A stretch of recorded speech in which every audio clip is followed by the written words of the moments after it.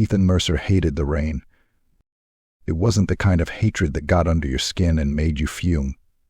It was more of a low-key loathing, the kind you don't realize you've been carrying around until the sky opens up and the first few drops spatter against your face. Ethan tugged his coat tighter around his neck as the drizzle picked up, his shoes squelching on the wet sidewalk. The city glistened under 1,000 streetlights, and the cars passing by kicked up dirty water that sprayed like the tail end of a dog shaking itself dry. Another day, he thought, just like every other. Work had been the usual grind, emails, spreadsheets. A conference call that could have been an email. He found solace in the predictable monotony. The world ran like clockwork.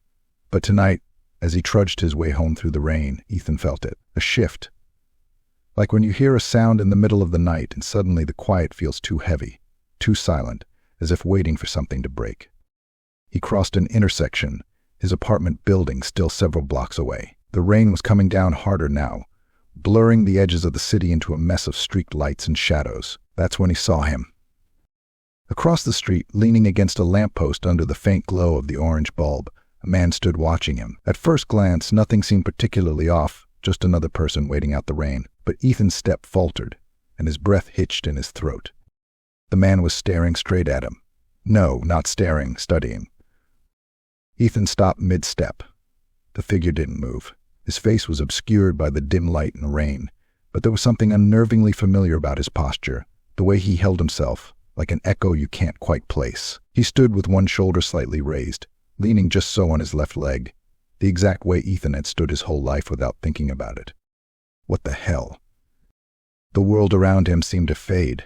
The noise of the city, the traffic, the rain, the distant hum of life, muffled, like he'd been submerged underwater. All that remained was that figure, and the growing realization that Ethan wasn't just being watched. He was looking at himself.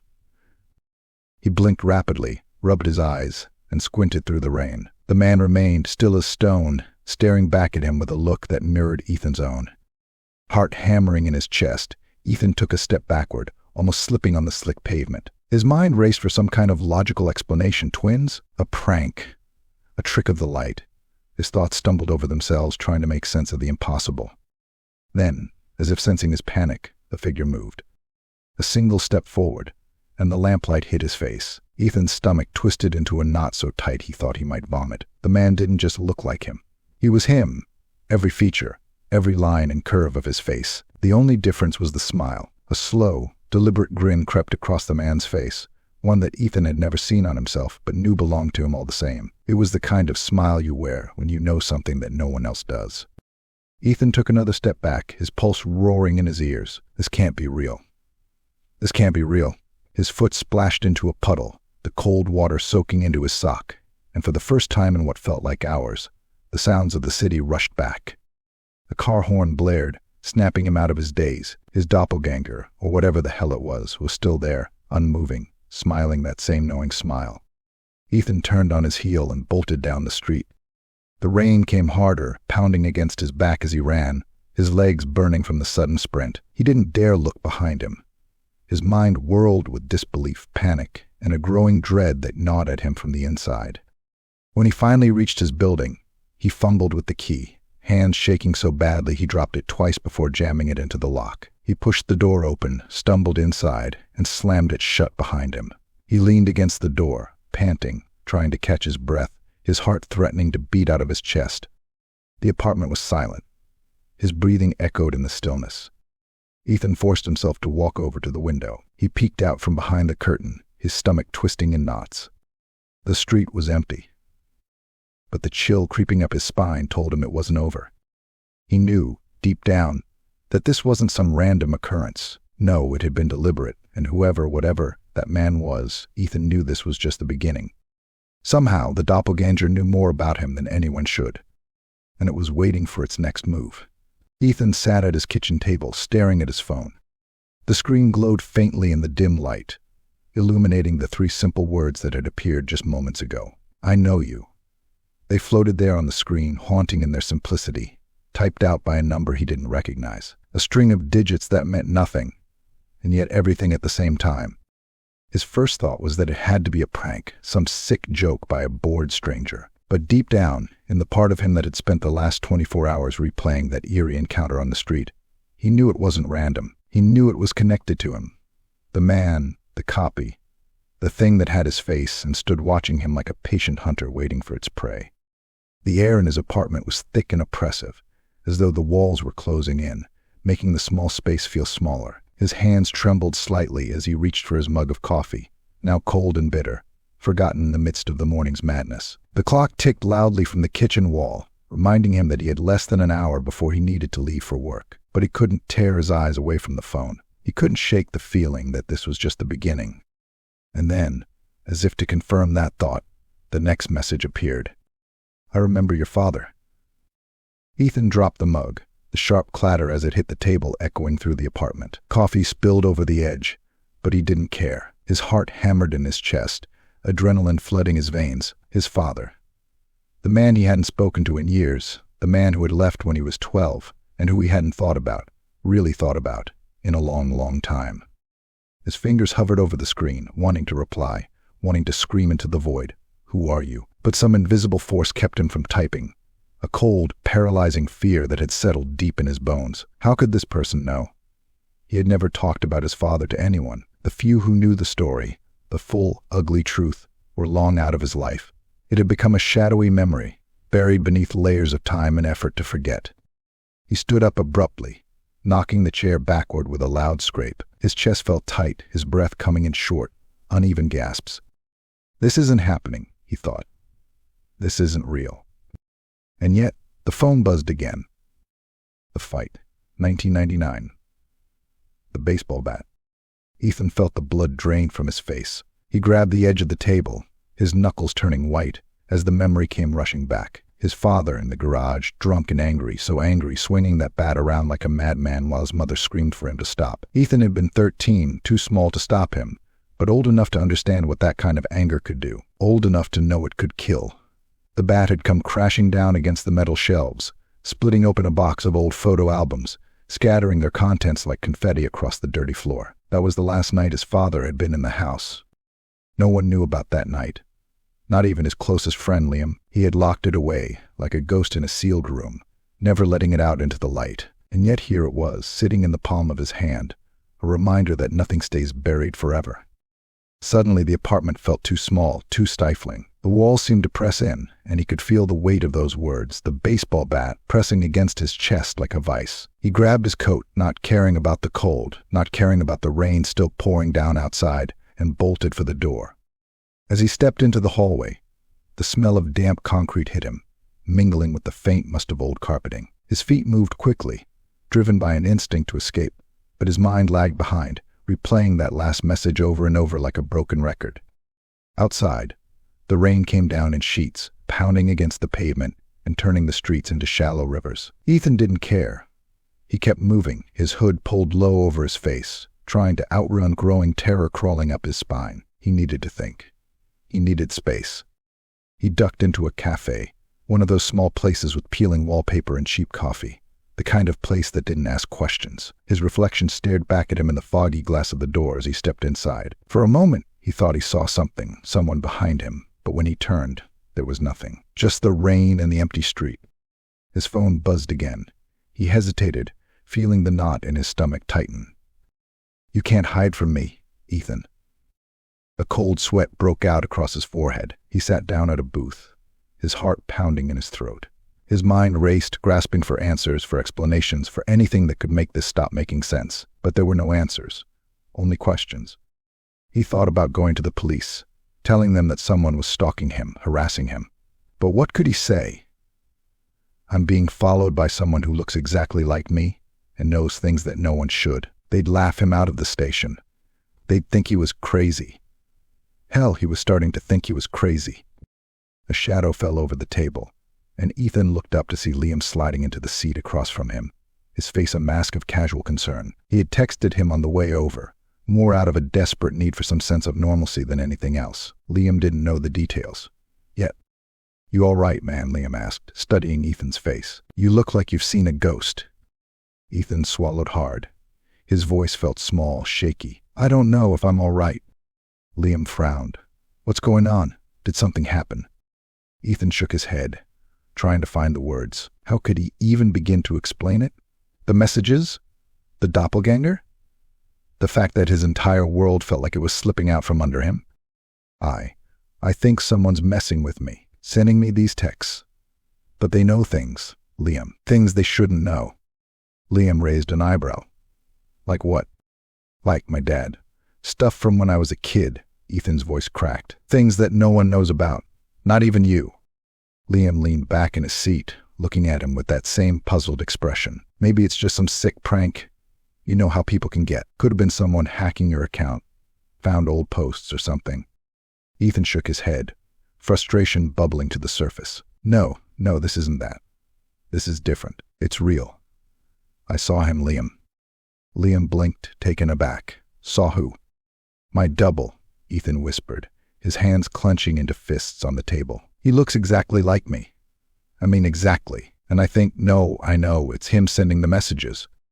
The silence stretched between them, thick and suffocating. Liam stared at Ethan for a long moment, as if trying to gauge how serious he was. You sound crazy, man, Liam said finally, his voice quiet but firm. You've been working too much. Maybe you just need to take a break. Clear your head. Ethan looked down at his hands, his knuckles white against the cheap Formica table. His phone buzzed again, but he didn't have the strength to look. Maybe Liam was right. Maybe he was losing his mind. But deep down, Ethan knew the truth. He wasn't crazy. And whatever was happening, it wasn't over. The bar was dimly lit, just the way Ethan liked it. He had chosen this place for its anonymity, its shadows and quiet corners. A low hum of conversation filled the space, punctuated by the occasional clink of glass. The rain continued its relentless assault on the streets outside, but here, inside, the world was muted, safe. Or at least it should have been. Ethan sat hunched over his drink, staring into the amber liquid, as though it held the answers to the growing madness of his life. He hadn't touched his phone since leaving Liam at the cafe. The messages, the warnings, they buzzed in the back of his mind, circling like vultures, but he couldn't bring himself to look at them again. Not here, not yet. He took a deep breath, trying to steady himself. It was all a misunderstanding. It had to be. Just a coincidence. Maybe some sick joke. He had convinced himself of this so many times that day, but it never quite stuck. The gnawing fear was still there, crawling up his spine, burrowing deep in the pit of his stomach. Another. The bartender's voice cut through his thoughts, startling him. Ethan looked up, blinking, as though emerging from a fog. Yeah, he muttered, pushing the empty glass toward the edge of the bar. One more. The bartender, a broad man with a tired face, nodded and turned to refill the glass. Ethan let his eyes drift back to the bar's other patrons. It was the usual crowd. A few loners nursing their drinks, a couple chatting quietly in a booth near the back. Nothing unusual. Nothing out of place. And then he saw him. Sitting in the far corner, bathed in the dim, flickering light of a dying bulb, was a man. Not just any man. The man. His face was half hidden in shadow, but Ethan knew instantly, by the way he sat, the way his hands rested on the table, the slight tilt of his head, that it was him. The same figure he had seen on the street, the man who had sent those messages, his exact double. Ethan's blood ran cold. For a moment he couldn't move. His mind raced, trying to process what he was seeing, but the logic fell away, crumbling under the weight of the impossible. The man was staring at him. Not a casual glance, not an accidental meeting of eyes. This was deliberate, calculated. He had been waiting. Ethan swallowed hard, his heart pounding in his chest. He wanted to leave, to get up and run, but his legs refused to move. He was rooted to the spot, transfixed by the sight of this thing, this perfect mirror image of himself sitting across the room, watching him with a calm, unnerving patience. And then the doppelganger smiled. It wasn't a friendly smile. It was slow, deliberate, stretching across the man's face like a crack splitting open the surface of something rotten. Ethan felt the bile rise in his throat, the knot of terror tightening until he thought he might choke. His hand trembled as he reached for his drink, the glass shaking slightly as he brought it to his lips. The whiskey burned his throat, but it did nothing to dull the creeping dread. The doppelganger stood up. Ethan's breath hitched. The man moved with a quiet grace, threading his way through the tables, never once breaking eye contact. There was something predatory in the way he walked, something wrong, as though he were imitating human behavior without truly understanding it. Closer now. Too close. The doppelganger slid into the seat across from Ethan with an unsettling ease. like a man sitting down for a casual drink with an old friend. He leaned back, crossing his arms over his chest, the same disconcerting smile still plastered on his face. Ethan stared at him, unable to speak. His own reflection stared back, but there was something behind the man's eyes, something cold, something dark. "Who the hell are you?" Ethan finally managed to croak, his voice barely above a whisper. The doppelganger tilted his head slightly, as though considering the question. "You already know," he said, his voice eerily calm. It was Ethan's voice, his exact tone, his exact cadence, but there was an edge to it, something sharp and dangerous beneath the surface. Ethan's hands clenched into fists under the table. "I don't know anything." The doppelganger's smile widened, a flash of teeth in the low light. "Don't lie to yourself, Ethan. You've felt me for a long time. You've known for a long time." "Known what?" Ethan's heart was pounding so hard now he thought it might burst. His palms were slick with sweat, his body on high alert, every instinct screaming at him to get out, to run, to do something, anything, to escape this nightmare. The doppelganger leaned forward slightly, his eyes gleaming with something unreadable. "You can feel it, can't you?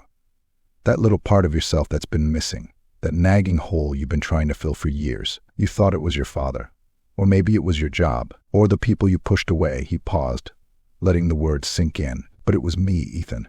It's always been me." Ethan's throat tightened. His pulse thundered in his ears. "You're not real," he whispered, his voice shaking. You're just in my head." The doppelganger chuckled softly, a sound that sent a shiver down Ethan's spine. "Oh, I'm real," he said, his eyes never leaving Ethan's. "I'm as real as you are, maybe more." For a moment, neither of them spoke.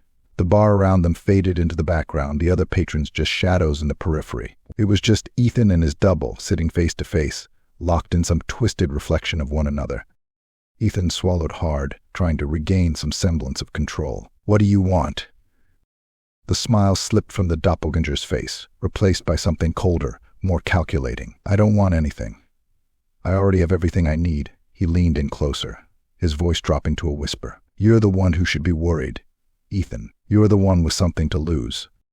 The words hit him like a punch to the gut. Ethan felt the world tilt, his vision blurring for a moment as his mind struggled to keep up with the conversation. He didn't understand. None of this made any sense. The doppelganger stood abruptly, the smile returning as if it had never left. "I'll see you again soon," he said, his tone light, almost cheerful. "Very soon?"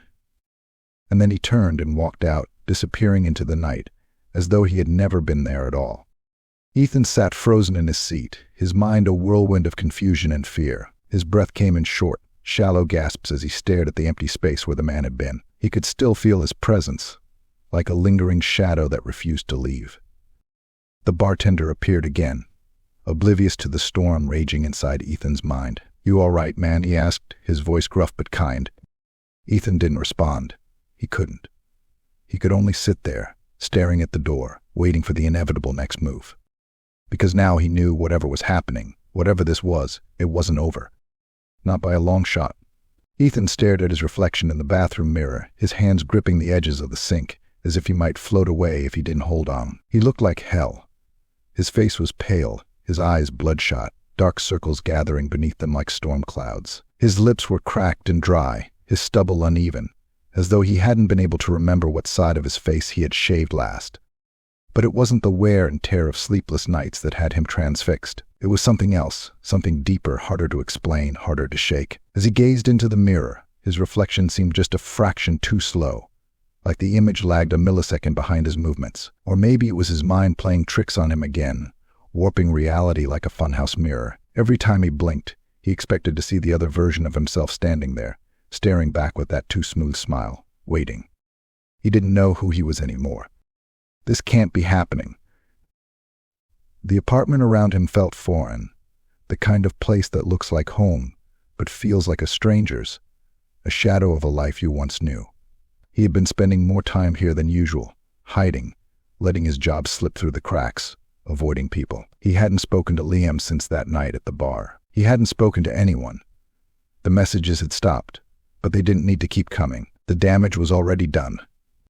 He splashed cold water on his face, hoping it would snap him back to reality. But the cold only deepened the hollow feeling in his chest. He straightened up, rubbed his hands over his face, and looked at his phone lying on the edge of the sink. It had been buzzing all morning, emails piling up, calls from his boss that went unanswered. He knew he was on the verge of being fired, but none of that seemed to matter anymore. A soft creak came from the hallway. Ethan stiffened.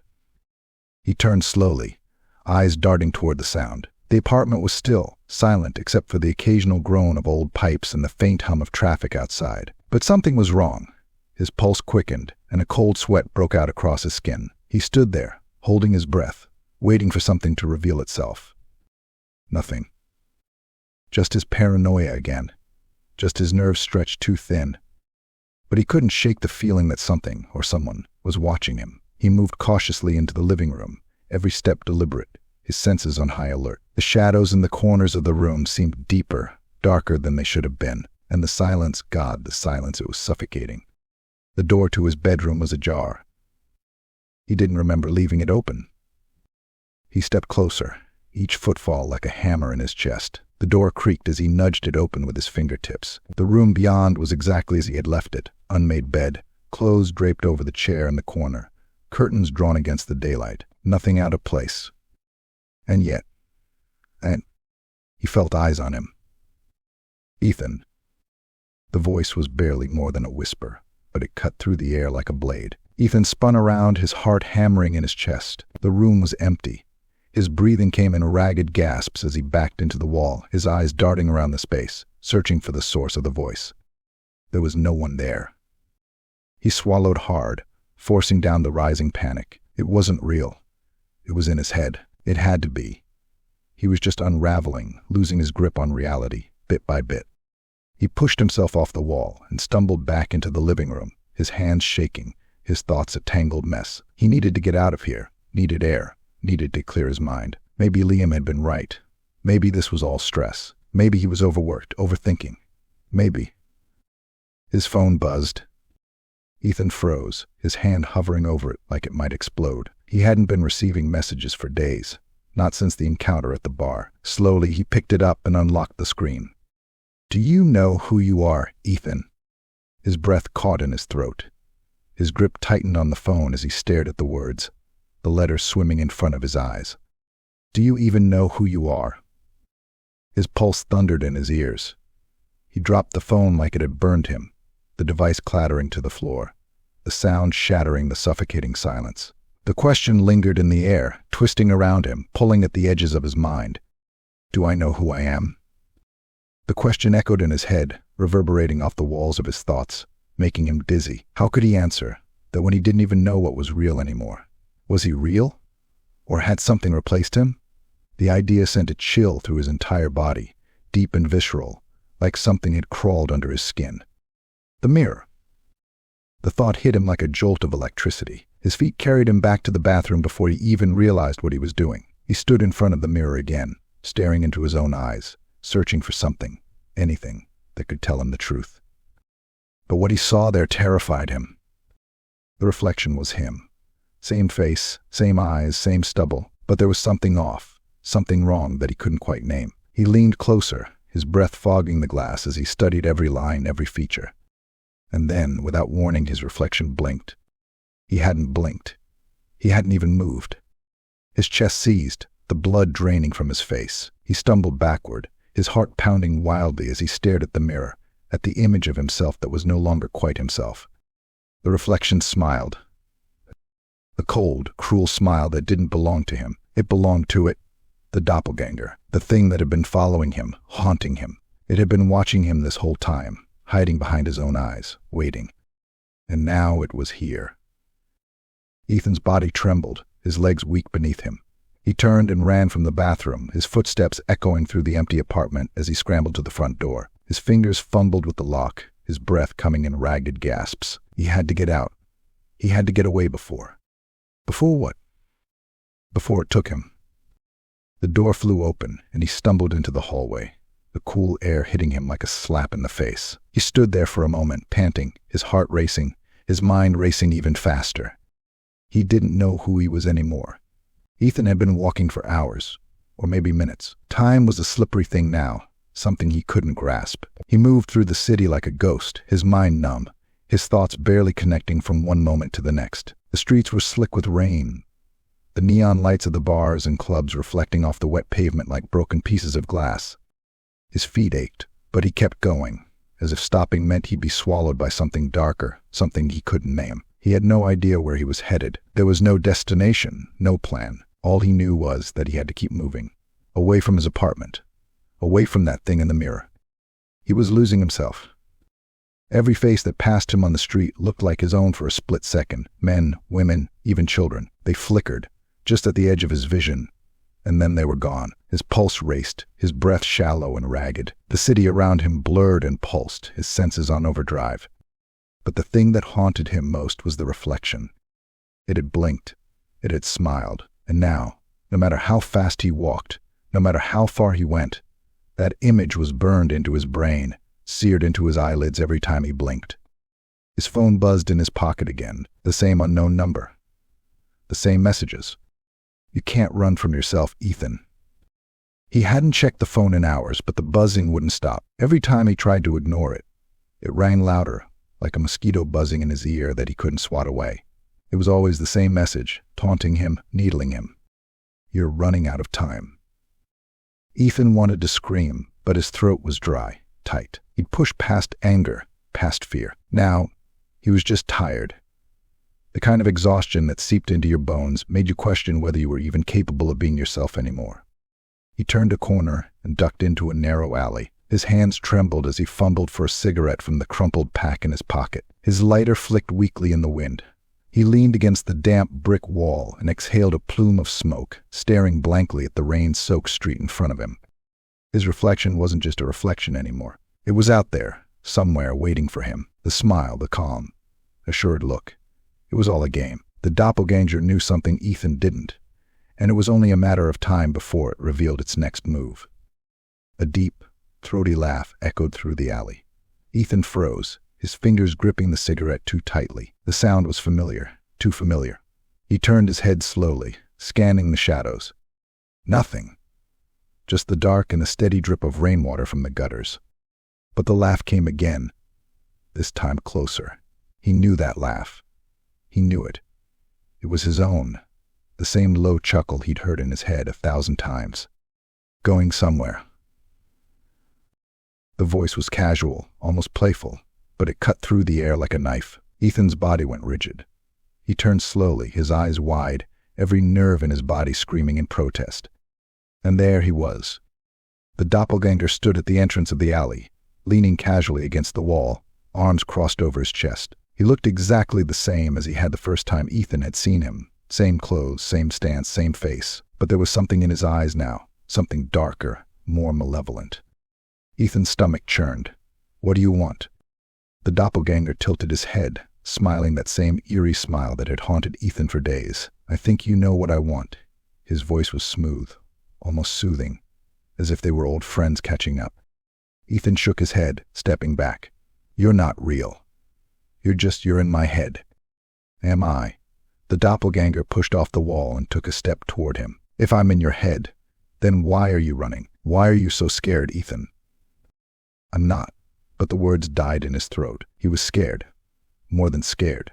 He was terrified. His heart pounded in his chest, and his mouth went dry as he watched his double approach, the smile never wavering. You've felt it, haven't you? The doppelganger's voice was soft now, almost a whisper. That itch in the back of your mind. That little crack. The part of you that's slipping away. Ethan pressed his back against the brick wall, panic clawing at his insides. I don't know what you're talking about. The doppelganger stepped closer. His breath was warm against Ethan's skin. Yes, you do. You've known it for a while now. You've been slipping, Ethan. Little by little, piece by piece. No. You don't belong here anymore, the doppelganger continued, his voice smooth and relentless. I do. Ethan's pulse thundered in his ears. The alley felt too small, the walls closing in. He pushed past the doppelganger, desperate to get away, but his legs felt like lead. His thoughts were a mess of static, every word tangled with fear and confusion. You don't get it, do you? The doppelganger called after him, his voice echoing off the brick walls. You're not the original. I am. Ethan froze. The words hung in the air, twisting, warping. He turned slowly, his eyes wide, his heart pounding in his chest. What did you say? The doppelganger smiled again, a slow, deliberate grin. You're not the original, he repeated, taking a step closer. You never were. You were just a placeholder, a stand-in, temporary. Ethan's stomach lurched. You're lying. But the doppelganger's smile only grew wider. Am I? Ethan shook his head. This isn't real. None of this is real. The doppelganger shrugged. Maybe.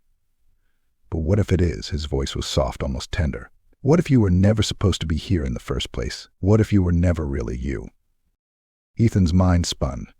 He could feel the ground slipping away beneath him, the world tilting on its axis. He had been running for days, running from this thing, this monster, this mirror. But what if he hadn't been running away at all? What if he had been running toward it? Toward the truth. I'll see you soon, the doppelganger whispered, his voice like silk. Very soon. Ethan stumbled backward, his legs shaky beneath him. He turned and ran, his breath coming in ragged gasps, the world around him blurring as he fled. He didn't know where he was going. He didn't care. All he knew was that he had to get away. But deep down in the part of his mind that he had tried so hard to ignore, he knew the truth. There was no escaping this. Because he wasn't running from his doppelganger. He was running from himself. The cabin was smaller than Ethan remembered. When he had last come here, years ago, the air had felt different, calmer, safer, like an escape. But now the walls seemed closer, tighter, the ceiling lower. The wood was old and cracked, the windows smudged with grime, and a faint scent of mildew clung to the place. It felt abandoned, forgotten, like him. The storm outside raged, rain hammering against the roof with relentless fury. Thunder rumbled in the distance, but the noise felt distant, muffled, like a faint echo of something long gone. The cabin creaked and groaned under the weight of the storm, but Ethan barely noticed. His mind was elsewhere. He sat at the small, rickety table in the center of the room, staring at the open journal in front of him. The pages were yellowed with age, the ink faded in places, but the words were still legible, sharp and clear, each sentence carving its way into his thoughts like a knife. He had found the journal hidden in a chest in the corner, buried under blankets and old clothes. At first he hadn't paid it much attention. It was just an old book, after all, something left behind by whoever had lived here before. But then he had opened it, and everything had changed. The entries were disjointed, fragmented, written by someone who had clearly been unraveling, someone who had lost their grip on reality, just as he was now. But what had struck him, what had sent a chill crawling down his spine, was the familiarity of it all. The words, the fear, the paranoia, it was all there, written in someone else's hand, but it felt like his own thoughts. He watches me, he waits. The first entry had been dated from decades ago, but it could have been written yesterday. The writer, a man named Gregory, described seeing a figure, someone who looked exactly like him, lurking in the shadows, watching him from a distance. At first it had just been glimpses, fleeting moments where he thought he saw something out of the corner of his eye. But then, as time passed, the figure became more persistent, more real. He knows everything about me. My thoughts, my memories, my fears. It's like he's in my head. Ethan's hand shook as he read the words. They mirrored his own experience so closely it made him sick. The doppelganger had been stalking Gregory, tormenting him, slowly chipping away at his sanity until he no longer knew what was real. The entries grew more frantic, more desperate, as Gregory tried to explain what was happening to him. But there was no explanation. Only madness. And then, in the final entry, Gregory had written, "I'm not the original." Ethan's breath caught in his throat as he read those words. His mind spun, reeling from the implications. He felt like he was standing on the edge of a cliff, staring into the abyss, with no way to pull himself back. What if I'm not real? The thought gnawed at him, worming its way into his mind, taking root. The journal had become a mirror of his own fears, a reflection of the terror that had been growing inside him for days. He could feel himself slipping, just like Gregory had, the boundaries between himself and the doppelganger blurring, dissolving. The storm outside intensified, lightning flashing through the window, casting jagged shadows across the room. Ethan closed the journal and shoved it away from him, as if the very sight of it might pull him deeper into the nightmare. But it was too late. He stood up, his legs weak and unsteady, and paced the small room. His thoughts raced, crashing into one another, tumbling over themselves in their frantic search for meaning. He had come here to escape, to think, to find some kind of answer. But there were no answers. Only questions, only fear. The doppelganger wasn't just a reflection anymore. It wasn't just a shadow. It was real. It had been real for Gregory, and it was real for him now. You're not the original. The words echoed in his mind, relentless, insistent. What if the doppelganger wasn't just a copy? What if it was something more? Something that had been waiting, watching for its chance to replace him. Ethan shuddered, his skin crawling with the thought. He couldn't shake the feeling that he was being watched, that the doppelganger was out there, somewhere in the storm, waiting for him to let his guard down.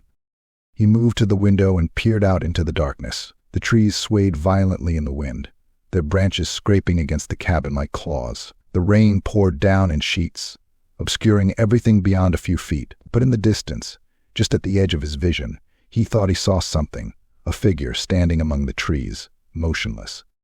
His heart leapt into his throat. It was him. The figure didn't move, didn't flinch, despite the howling wind and the pouring rain. It just stood there, watching, waiting. Ethan stumbled back from the window, his chest tight with panic. He couldn't breathe, couldn't think. His pulse raced, his thoughts spiraling out of control. This can't be real. But it was. The figure was real. The doppelganger was real, and it was coming for him. Ethan backed into the table, knocking over the chair with a loud crash. He didn't care. He had to get out. He had to run. But even as the thought crossed his mind, he knew it was pointless. There was no running from this. No hiding. The door rattled in its frame as the wind slammed against it. For a brief, terrifying moment, Ethan thought the door would fly open, that the doppelganger would step inside, smiling that awful, knowing smile. He grabbed the journal off the table and clutched it to his chest like a lifeline. The words, the entries, they were the only thing he had left, the only connection to whatever this nightmare was. Gregory hadn't survived it. Ethan could feel that in every line, every word. Gregory had fallen into the madness, into the darkness. And now Ethan was following him. The doppelganger was out there, waiting for its moment, waiting for him to lose himself completely. And when it did, it would take everything. His life, his memories, his identity. His soul. Ethan closed his eyes, his body trembling. He could hear the wind, the rain, the faint creaking of the cabin around him. But beneath it all, he could hear something else, a whisper, a voice. You're not the original. And for the first time, he believed it. Ethan stood in the center of his apartment, surrounded by the ruins of his life. The living room was barely recognizable. Papers and books lay scattered across the floor. Broken glass glittered under the dim light, and the chair he had kicked over in a fit of panic was still lying on its side. The shadows stretched long and thick across the walls, flickering with every passing car, turning the space into a distorted funhouse reflection of itself. He couldn't tell if the mess was from the storm inside his head or the chaos he'd let spill out into the real world. Both felt the same now, like pieces of himself splintering away, breaking off and sinking into the blackness that had been growing around him for days. The door stood ajar, the cool night air drifting in, but Ethan barely felt it. His mind was somewhere else. His eyes, unfocused and wild, were locked on the mirror across the room, the same mirror where it had all started. He didn't need to look closely. He already knew what he'd see. Him. The doppelganger was there, standing in the reflection, waiting. He hadn't moved. He hadn't spoken. He just watched. That same calm smile stretched across his face, the same face that Ethan wore. It was mocking him. No, it was pitying him, like it had already won. Ethan felt his body shake, his hands clenched into fists at his sides. His mind was fraying at the edges, the last threads of control slipping away. This was it. This was what the doppelganger wanted, to push him until he broke, until he couldn't tell what was real anymore. Say something. Ethan's voice was raw, jagged. He stepped closer to the mirror, his pulse pounding in his ears. The reflection stared back, but still, it said nothing. I know you're there. You've been haunting me for days, weeks, hell, maybe longer. Just say something. The doppelganger tilted its head, almost as if considering his words. Then, for the first time since their encounters began, it spoke. I've already said everything that matters, Ethan. Ethan froze. Hearing his own voice come out of that thing's mouth was worse than the silence. He felt nauseous, like the ground had fallen away beneath his feet, leaving him suspended in some limbo where reality bent and twisted, where nothing made sense. You're not real, Ethan whispered, but even he didn't believe the words anymore. The doppelganger smiled, that infuriatingly serene smile that gnawed at Ethan's last shred of sanity. That's where you're wrong. I'm the only real thing left. Ethan's hands shook as he pressed them against the sides of his head, trying to block out the voice, the words. But they kept coming. You've been losing pieces of yourself for years, haven't you? The doppelganger continued, its voice soft but relentless, a little bit at a time. Maybe you didn't notice at first, no one ever does, but I've been watching, waiting. And now there's almost nothing left of you. Ethan stumbled back, his knees buckling as he sank onto the edge of the couch. The room spun around him, and his breath came in ragged, uneven gasps. He could feel it, the cracks inside him growing, widening, splitting him apart. How do you even know me? He choked out, his voice trembling. Why me? Why my life? The doppelganger's expression softened, as though it were explaining something very simple to a child. It's not just you, Ethan. You're not special. You're just the latest. The latest, Ethan's voice cracked. The latest what? The latest version. A hollow silence filled the room, broken only by the low hum of the city outside. The doppelganger didn't blink, didn't move. It let the words sink in, festering in the dark corners of Ethan's mind. I replace people like you, the doppelganger said, its voice cold and deliberate. People who don't know who they are anymore. People who've lost themselves, little by little, until there's nothing left. That's when I step in. Ethan's chest tightened. He couldn't breathe. He couldn't think. He could barely feel his own body anymore, like his mind was slowly detaching from reality, like he was floating above it all, watching himself from a distance. And now, it's your turn, the doppelganger whispered. You've been slipping away for a long time, Ethan. I've just been waiting for the moment when you finally disappear. No, Ethan gasped, his voice raw and desperate. No, I won't let you. The doppelganger's smile faded. It took a step forward, the glass of the mirror rippling like water. It's not up to you anymore. Ethan scrambled to his feet, his heart hammering in his chest. He had to get out. He had to run. But as he turned toward the door, his legs gave out beneath him, sending him crashing to the floor. His body felt heavy, like lead, like he was sinking into the earth itself. The doppelganger stepped out of the mirror, crossing into the room with slow, deliberate steps. It stood over him, looking down with that same calm, detached expression. You've already lost, Ethan. You just haven't accepted it yet. Ethan tried to crawl away, his fingers scrabbling against the cold floor, but his body refused to obey. His vision blurred, the world around him spinning faster, pulling him deeper into the darkness. I'm you now, the doppelganger whispered, and soon, no one will even remember you existed. Ethan's breath came in shallow, uneven gasps. His hands trembled as he reached out, trying to grab hold of something, anything to ground him. But it was too late. The doppelganger crouched down beside him, its eyes gleaming with something dark and final. I'll take good care of your life, it said softly, better than you ever did. And then, in one smooth motion, it placed a hand on Ethan's chest, and everything went still. For a moment, there was nothing but silence, a silence so deep, so complete, it swallowed the world whole. Then, slowly, the doppelganger stood up, straightening its jacket, smoothing its hair back with one final, casual sweep of its hand. It glanced at the mirror, at the empty reflection staring back. No one would know. No one would remember. The doppelganger smiled once more, a satisfied smile this time, and turned toward the door. It stepped out into the cool night air, closing the door quietly behind it. In the apartment, Ethan lay motionless on the floor, his body an empty shell, his life gone. And the world outside moved on, never knowing that one Ethan Mercer had been replaced by another.